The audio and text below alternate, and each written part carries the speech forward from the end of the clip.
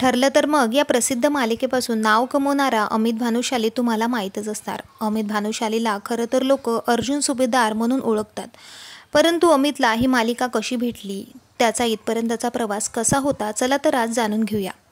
खरं तर अमितचा इथपर्यंतचा प्रवास सोपा नव्हता। त्याने यासाठी अनेक कष्ट केले आणि भरपूर स्ट्रगलही केलं।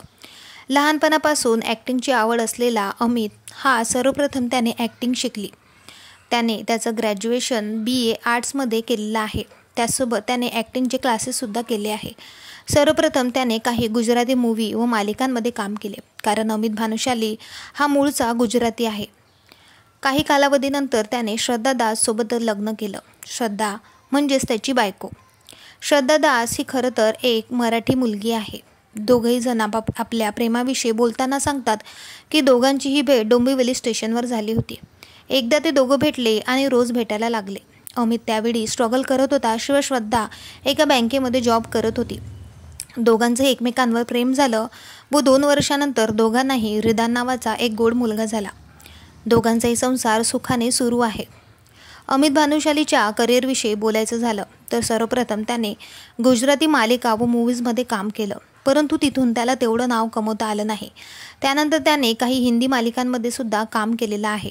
त्याचसोबत काही मराठी चित्रपटांमध्ये सुद्धा त्याने काम केलं। त्यापैकी मुंबई पुणे मुंबई आणि सासूबाई गेल्या चोरीला यांसारख्या मूव्ही शामिल आहेत।